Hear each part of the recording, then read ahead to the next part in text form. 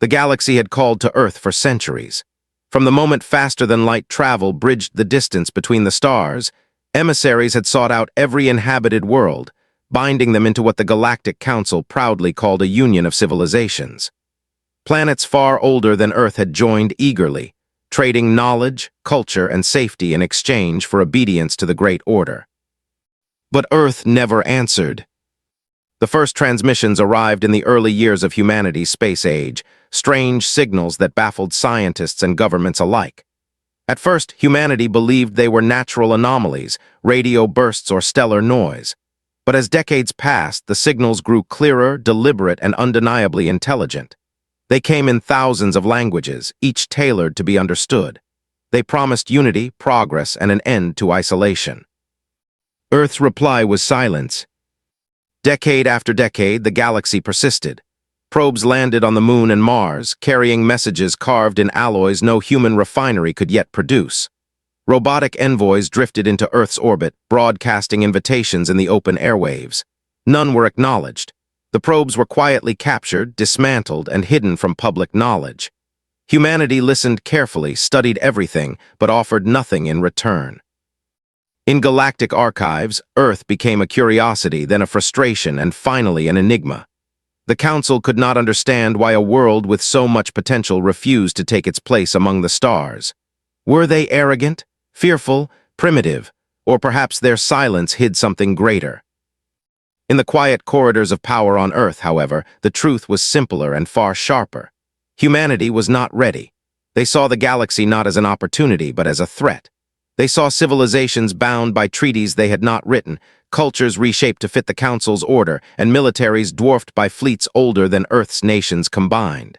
Joining too early meant surrendering freedom, and surrender was not in humanity's nature.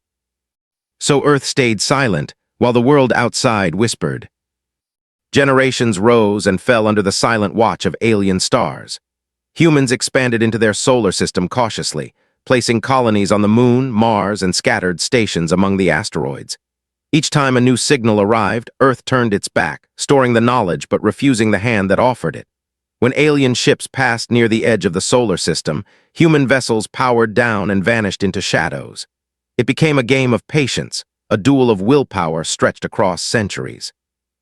And yet, silence does not mean ignorance. Every intercepted transmission was studied in secret laboratories. Every fragment of alien technology, no matter how small, was taken apart piece by piece, its mysteries absorbed into human understanding. The public was never told, but nations funneled their minds into projects that spanned lifetimes. What little humanity glimpsed of the wider galaxy was enough to change everything. New alloys, new energy concepts, even whispers of propulsion that bent space itself. These became humanity's hidden inheritance. Still, Earth refused to answer. This silence birthed legends. Among alien worlds, Earth became known as the sleeping world, a place of stubborn people who neither bent nor bowed. Some believed Earth had destroyed itself long ago, its signals cut off by catastrophe. Others feared the opposite, that the silence was deliberate, a mask worn by a people waiting for the right moment. On Earth, the legends were different.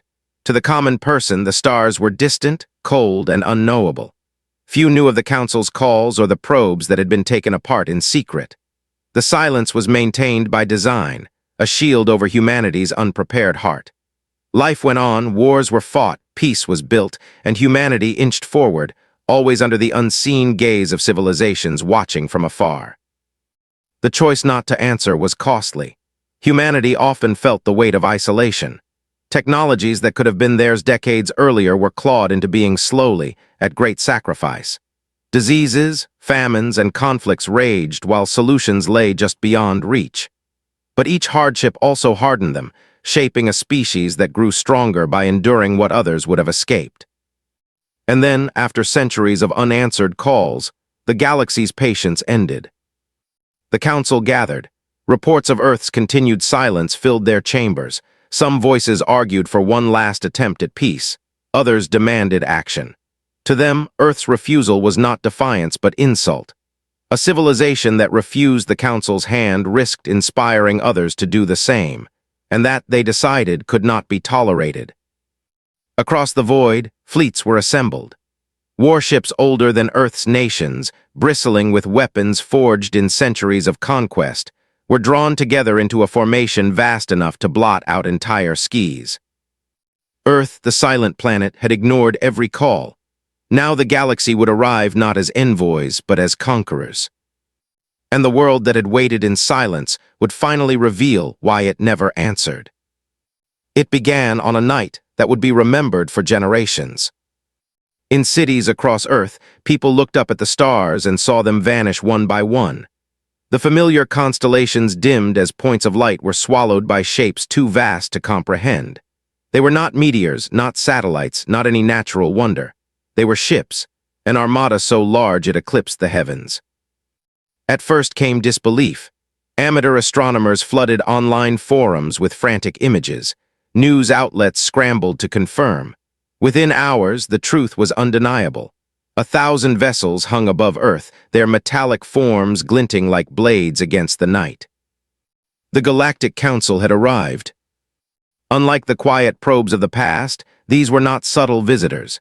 Each ship was a fortress, bristling with towers of weaponry and shields shimmering faintly in the upper atmosphere. They spread across Earth's orbit in precise formations, their sheer presence enough to suffocate hope. The planet that had refused to speak was now encircled. In Washington, Moscow, Beijing, and countless other capitals, emergency meetings erupted. Heads of state gathered in underground bunkers, eyes fixed on real-time feeds of the fleet. Generals argued, scientists speculated, and politicians demanded answers. What did the council want? Why had they come with so many ships? The answer came quickly. From orbit, a voice descended upon Earth. It was not broadcast on a single channel, but all of them: radio, television, satellite feeds, even the private frequencies of militaries. Every device capable of carrying sound or image was seized in an instant. Across the globe, people paused as their screens flickered and filled with the visage of an alien delegate. The figure was tall, slender, and robed in shimmering material that shifted colors like oil on water. Its features were strange yet regal, its eyes glowing with artificial brilliance. When it spoke, the voice was clear, translated into every human tongue at once. People of Earth, you have been called for centuries. You have ignored every summons. You have remained apart when all others have joined. The time for silence has ended. The words carried no warmth, only authority. You stand before the Galactic Council, which governs in order, unity, and peace. You will surrender your sovereignty. You will provide tribute and resources to the Council. You will submit your leaders for integration. Failure to comply will bring consequences. The broadcast ended as abruptly as it began. On Earth, chaos erupted. In homes, in streets, in parliaments, fear and disbelief spread like wildfire. Some cried out for surrender, believing resistance impossible. Others shouted for defiance, unwilling to kneel. Rumors flooded the networks, claims of alien weapons that could shatter continents, or of secret technologies hidden deep within human governments. In the war rooms beneath the surface, leaders faced choices that no generation before them had imagined. To fight might mean annihilation. To surrender meant chains. Neither path promised survival. But across the room, in a bunker beneath Geneva, the Secretary General of the United Earth Council spoke firmly. We have been silent for a reason. We have watched. We have learned. And now they believe we are weak. They must never know otherwise until it is too late. The room fell quiet. The decision was not to surrender. It was to resist. That night, as the world above trembled, hidden networks stirred to life. Orders passed silently through encrypted channels. Facilities buried beneath mountains hummed awake. In the depths of oceans, hidden hangars lit up for the first time in decades. Humanity had not wasted its silence. Every call ignored, every probe dismantled, every intercepted transmission had been used. Earth had prepared. But for now, the fleet above remained unaware. On the surface, humanity projected fear and uncertainty. Leaders stalled, pretending to deliberate. Public broadcasts spoke of negotiation, of finding common ground. Meanwhile, in shadows, humanity sharpened its blade. The 1,000 ships above Earth believed they faced a world isolated and unready. The Council had come expecting obedience. What they would find instead was a planet that had been waiting for this very day. And the silence would soon be broken in fire. The world held its breath. For days after the fleet's arrival, the skies above Earth glimmered with unnatural constellations of steel. The alien warships orbited in silent intimidation, their weapons aligned like watchful eyes. Every nation felt the weight of their presence. Planes were grounded, satellites jammed, and the global economy shuddered. The very sky had become a cage. The Council waited for Earth's response. In their chambers aboard the flagship, alien delegates debated amongst themselves. Some argued that humanity was already broken, that fear alone would bring surrender. Others warned that delay was dangerous, that silence from Earth meant defiance. To them, the planet's refusal to speak was not hesitation, it was insult. On the ground, humanity's leaders gathered in secrecy. Deep beneath Geneva, in a command center shielded from orbit, representatives of Earth's nations sat around a circular table. There were no flags here, no rivalries. Survival had stripped away politics. For the first time, humanity spoke with one voice. The debate was fierce. "Resistance is suicide," declared one leader. "They've conquered worlds with far more advanced weapons than ours. If we fight, we will burn." "And if we surrender," countered another, "we will be stripped of freedom, bound to their laws, drained of our resources. We will not be nations, we will be subjects." The room buzzed with tension. Screens projected the endless fleet above, every ship marked in red, every trajectory monitored by exhausted analysts. Humanity had studied the Council's broadcasts for centuries, but this was the first time they faced the weight of its armies directly. Finally, the Secretary-General rose. Her voice carried the calm of conviction, even as her hands trembled slightly. "For generations, Earth has remained silent. We watched as empires spread across the stars, demanding obedience disguised as peace. We studied them, we learned from them, but we never bowed. We are not ready to surrender now." The words cut through the chamber. No one spoke against her. At last, humanity prepared its first message. Technicians worked swiftly, routing power to transmitters buried deep underground, bypassing the networks the aliens had already seized. The Council's jamming was powerful, but humanity's hidden systems had been built for this very day. Engineers who had waited their entire careers to act now moved with the precision of surgeons. The chamber dimmed. A microphone stood at the center of the table, waiting. For a moment, there was silence. Then the Secretary-General leaned forward and spoke. Her words were simple, unyielding, and broadcast in every language humanity had. "This is Earth. Leave our skis. Leave our world. Earth bows to no one." The signal punched upward through the atmosphere, lancing past the Council's interference.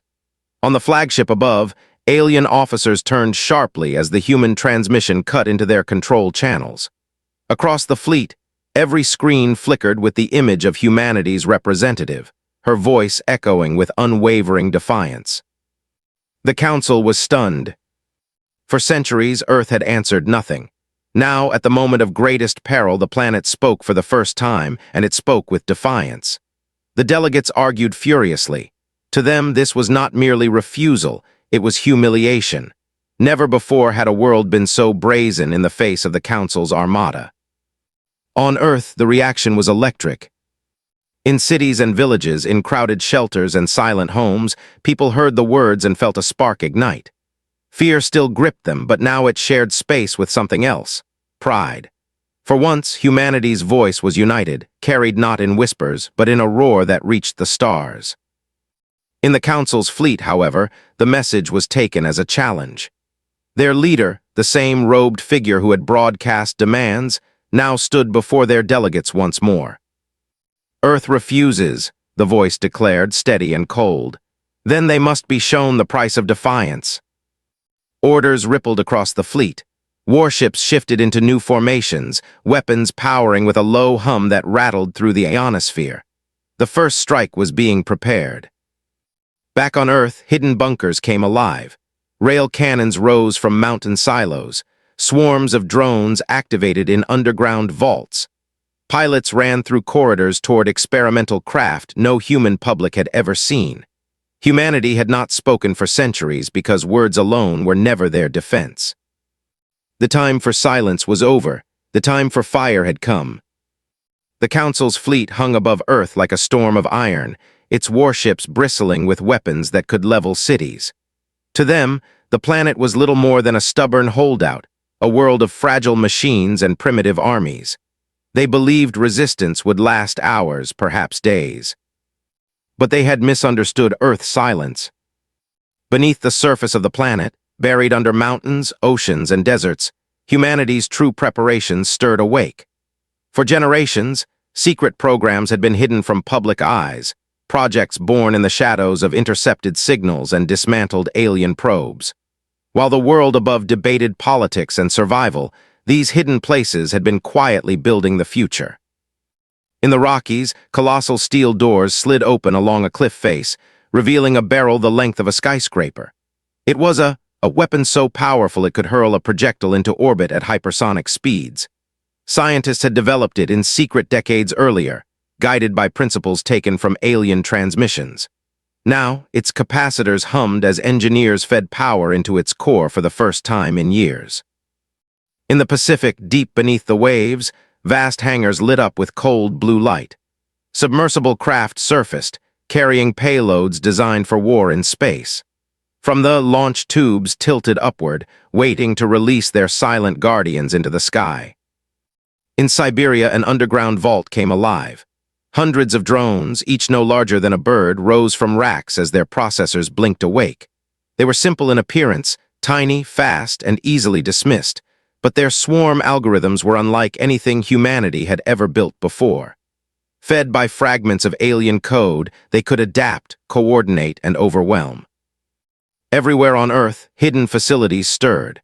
Some had been built by governments, others by secret alliances, and still others by corporations that had long been part of the silent effort. Each piece was scattered, separate, but connected by encrypted networks that had been waiting for this very command. The people who served in these places had trained in obscurity, sworn to secrecy for their entire lives. For them, this was the day they had been preparing for, the moment when silence ended, and their sacrifices were no longer invisible. The Council did not know. From their vantage point in orbit, alien commanders watched human broadcasts filled with panic and pleas for negotiation. They intercepted messages of fear, reports of unrest, and divisions among nations. To them, Earth appeared fractured, unready, and hopeless.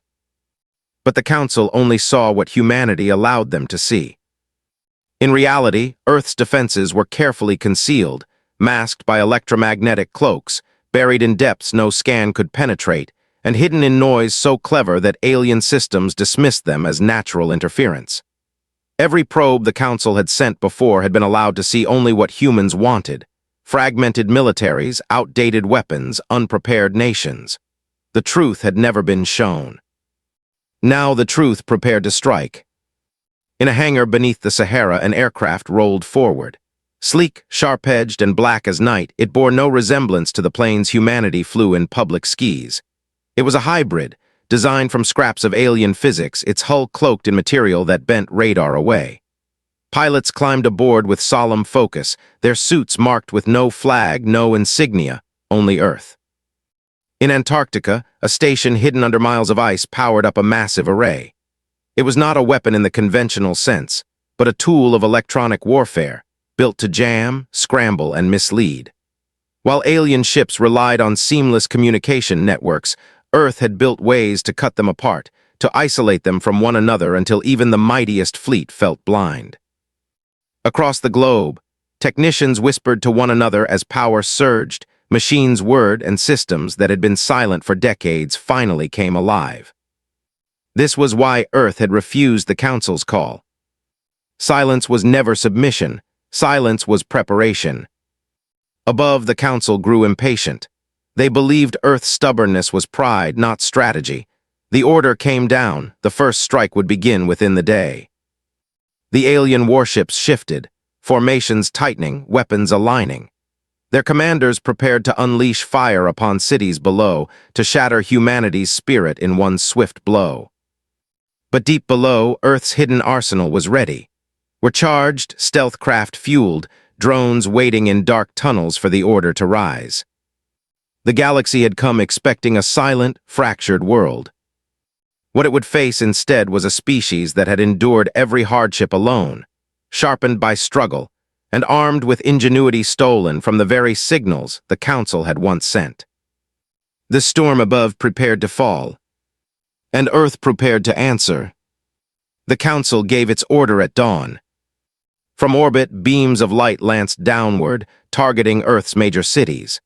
The attack was meant not to destroy outright, but to terrify, to prove the futility of resistance by crippling infrastructure and forcing leaders to surrender. The fleet's commanders expected panic, capitulation, and silence once more. Instead, Earth answered with fire. Over the Rockies, the first roared to life.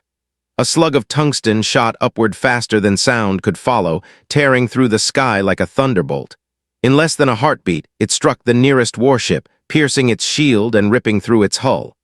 The vessel detonated in orbit, fragments scattering like burning stars across the atmosphere. On every screen in the world, people watched the impossible happen, a Council warship falling. The second shot came moments later, then the third. Hidden in Siberia, the Andes and the Himalayas opened fire, their barrels glowing as slugs punched into the heavens. For the first time in centuries, the Council's invincible fleet bled. The aliens reeled. They had known humanity possessed weapons, but not this. Their scanners had failed to detect the buried too deep and disguised too well.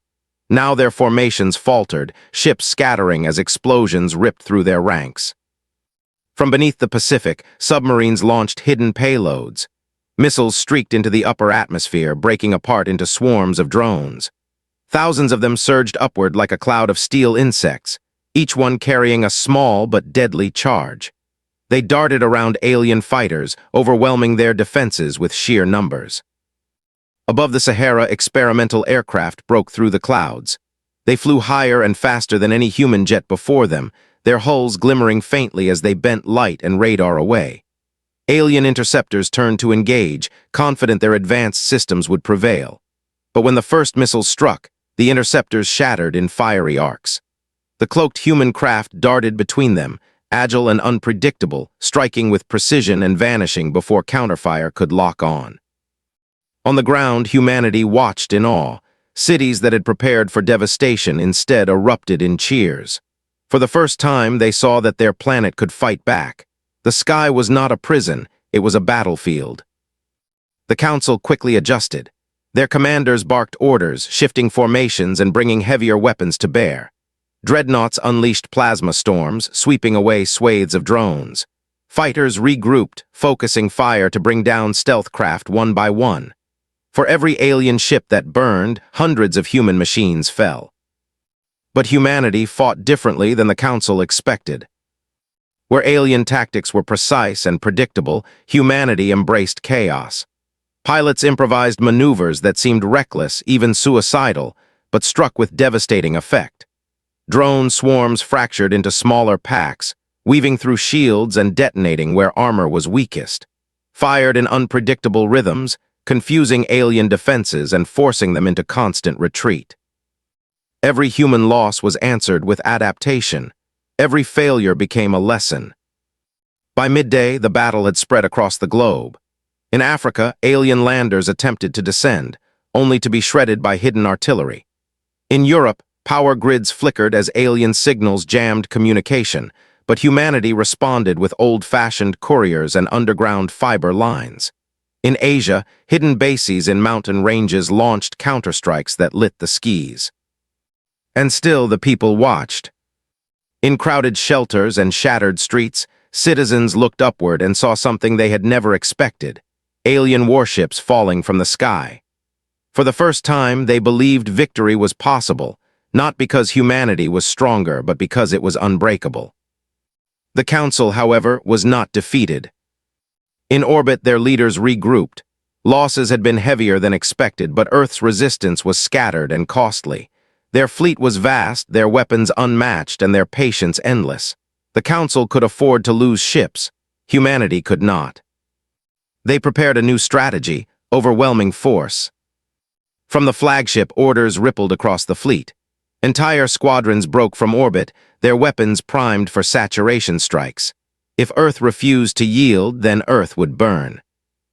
On the ground, Earth's commanders saw the shift.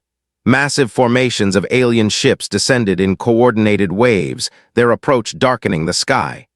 Humanity's first blow had been defiant, but the true storm was yet to come. In command bunkers, engineers whispered updates as power surged into and anti-orbital defenses. Pilots strapped back into damaged craft, exhausted but unshaken. Drone swarms regrouped, adapting to new frequencies. The first clash was not the end, it was only the beginning. The Council had thought Earth was silent because it was weak. Now they knew Earth had been silent because it was waiting. And the waiting was over. The first battle stunned the galaxy. News of Earth's defiance spread through Council channels at light speed. Never before had a planet resisted with such ferocity. Never before had a supposedly primitive world struck down warships of the fleet. In distant sectors, alien civilizations whispered in awe. Some feared Earth, others secretly hoped. If Earth could resist, perhaps the Council was not invincible after all. But the Council itself was not shaken. Losses were expected. They had fought rebellions before and crushed them all. Earth's drones and stealth craft were dangerous, yes, but they were only weapons. The Council had faced weapons countless times. What they had never faced, what they did not yet understand, was the human mind. On the ground, commanders in Earth's hidden bunkers knew brute strength would not be enough. The Council's fleet was vast, their supply chains deep, their patience infinite. Humanity could not win by matching them ship for ship, cannon for cannon. So they fought differently. In the bunkers beneath Geneva, a small group of analysts gathered around glowing screens. They weren't soldiers or generals, they were mathematicians, hackers, and engineers. They studied every alien transmission, every maneuver, every flicker of their systems. Patterns emerged, weaknesses surfaced. Within hours, humanity shifted the battlefield. Drone swarms no longer attacked ships directly. Instead, they targeted communications relays, cutting alien squadrons off from one another. Without coordination, even the mightiest vessels hesitated. Changed their firing schedules, not in predictable volleys, but in erratic rhythms that confused alien defenses. Human pilots ignored rigid formations, flying with improvisation and chaos that no Council algorithm could predict. The galaxy had always seen humanity as unpredictable. Now unpredictability became their sharpest weapon. In one battle above the Atlantic, a formation of Council warships descended to scorch coastal cities. They moved with perfect symmetry, their lines flawless. But as they fired, they found their targeting scrambled. The Antarctic station had activated its hidden arrays, jamming the frequencies that guided their weapons. In the confusion, human stealth jets rose from the clouds and struck at their engines. 3 ships fell, torn apart not by sheer force but by misdirection. In another clash over East Asia, alien fighters broke through Earth's defenses, chasing retreating jets. They expected their prey to scatter. Instead, the jets drew them into a narrow valley where hidden artillery waited. The Council fighters were shredded in an instant, their wreckage lighting the night sky. Every battle taught humanity more. Every defeat reshaped their strategy. Where the Council fought with overwhelming force, humans fought with cunning. Where the Council relied on tradition, humans embraced chaos. The people noticed. In shelters and ruins, citizens no longer whispered only of fear. They spoke of victories, small ones, fleeting ones, but victories nonetheless. They spoke of pilots who lured enemy ships into traps, of that pierced the void, of drones that swarmed like storms. Hope spread, fragile but fierce. The Council noticed too. Their commanders grew frustrated. They had expected to crush Earth in days, but weeks passed with no surrender. Their fleets were still vast, their weapons still superior, but the humans fought like no species they had ever encountered. Every time they pressed harder, humanity found a way to twist the pressure back against them. In the flagship's council chamber, alien delegates argued bitterly. They should be broken by now. They are learning too quickly. They adapt as though they have fought us before. The commander's eyes burned cold. Then we must break them faster. But speed was not their ally. For the longer the war dragged on, the sharper humanity became. In a hidden command post under the Andes, a general leaned over a map glowing with alien fleet positions. His staff were tired, their faces lined with weeks of unbroken conflict, yet there was fire in his eyes. They came believing we were weak. We are not. They came believing we were predictable. We are not. If they want war, then we will give them one they cannot understand. Orders spread, new strategies unfolded. Humanity would no longer fight only to survive. Humanity would fight to win. The Council had expected resistance. What they faced instead was a species that turned every weapon into a puzzle, every battle into a lesson, and every loss into a seed of victory. The silent planet had spoken. Now it was teaching the galaxy a language it had never heard before. The war stretched into weeks. Earth's skies were with fire, its oceans littered with wreckage, and its cities marked by craters where alien strikes had landed. Yet still, humanity endured. Every day brought new battles, new losses, and new victories. What had begun as desperation was becoming something greater. Defiance sharpened into strategy, survival forged into momentum. But the Council was not finished. From the heart of their fleet, they deployed their dreadnoughts, vast warships the size of floating continents, armored in layers of alloy older than Earth's nations. Each one carried enough firepower to level a planet's defenses in a single campaign. Now they hung in orbit above Earth, their shadows stretching across the clouds. The Council intended to end the war with a single blow. In bunkers and hidden command centers, humanity's leaders watched with grim eyes. And drones had humbled lesser ships, but against dreadnoughts, they would be as pebbles thrown at mountains. If Earth was to survive, it needed more than weapons buried in the soil. It needed to rise beyond the ground. That was when humanity revealed its last secret. Beneath deserts, oceans, and frozen wastes, facilities stirred that had never been acknowledged even among the highest governments. For decades, engineers had labored in silence, shaping vessels in secret hangars, testing engines under false names, weaving together fragments of alien science with human invention. These projects had been dismissed as myths. Rumors whispered of impossible starships hidden from the world. Now the myths came alive.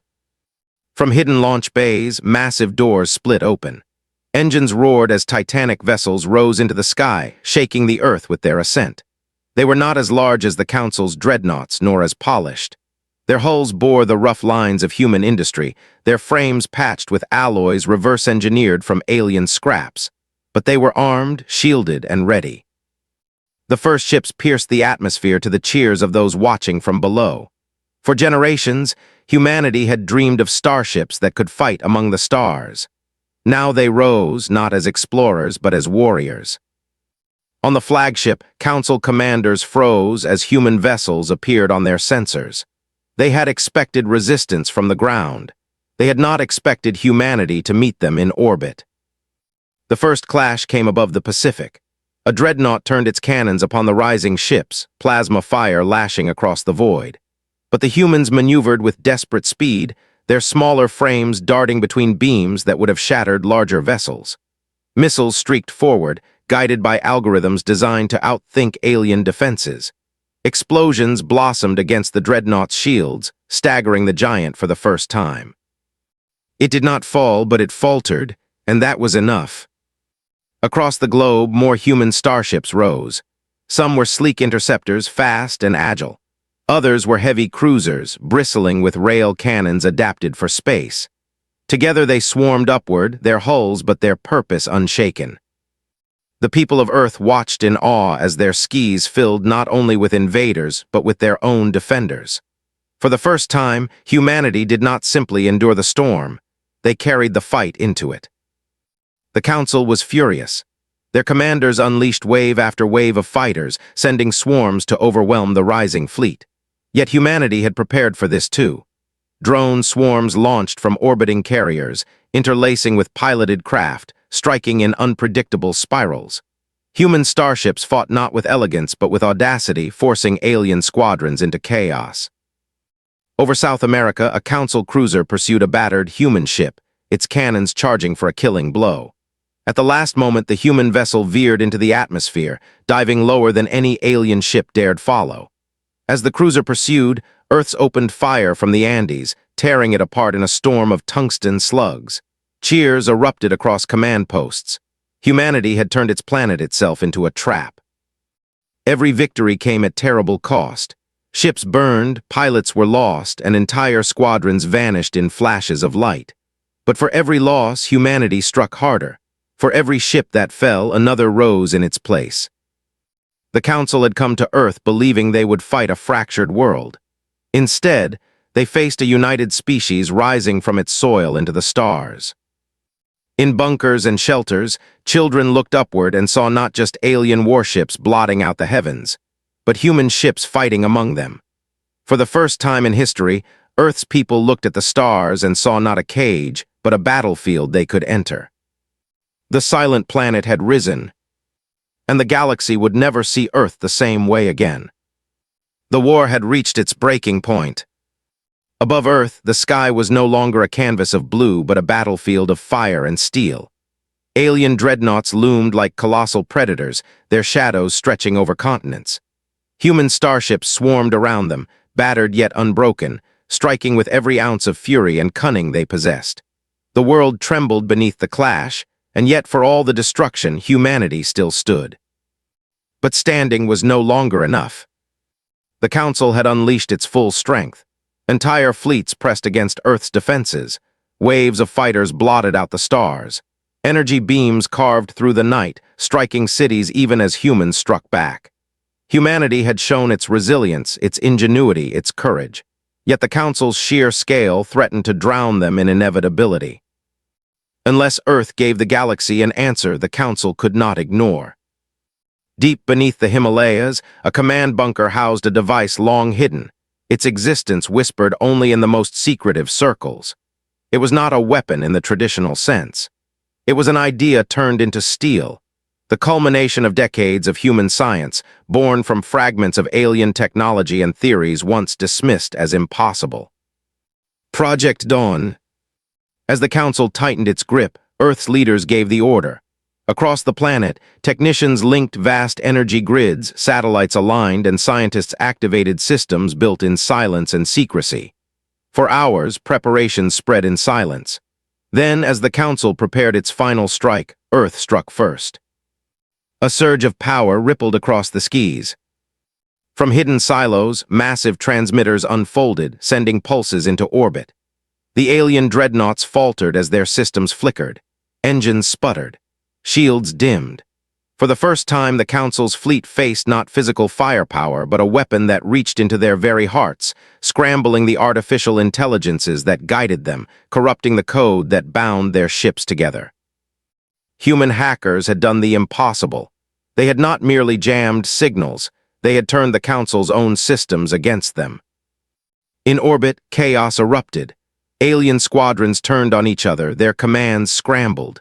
Dreadnoughts spun wildly as their navigational systems failed. What had once been a flawless armada now staggered in disarray. That was when humanity struck with everything it had left. Starships launched coordinated assaults, striking crippled vessels with missiles, fire, and desperate ramming maneuvers. Drone swarms dove into alien hangars, detonating in blinding bursts. On the ground, rail cannons roared one last time, their slugs piercing the weakened shields of ships that had seemed untouchable. One dreadnought fell over the Pacific, its carcass burning through the atmosphere before crashing into the waves. Another shattered in orbit, fragments scattering like a second meteor shower. A third tried to retreat, but human interceptors swarmed it, carving through its hull until it split apart in silence. The people of Earth watched from ruins, shelters, and rooftops. For generations, the stars had seemed distant, unreachable, untouchable. Now they were filled with fire, and in that fire, humanity's defiance blazed brighter than ever.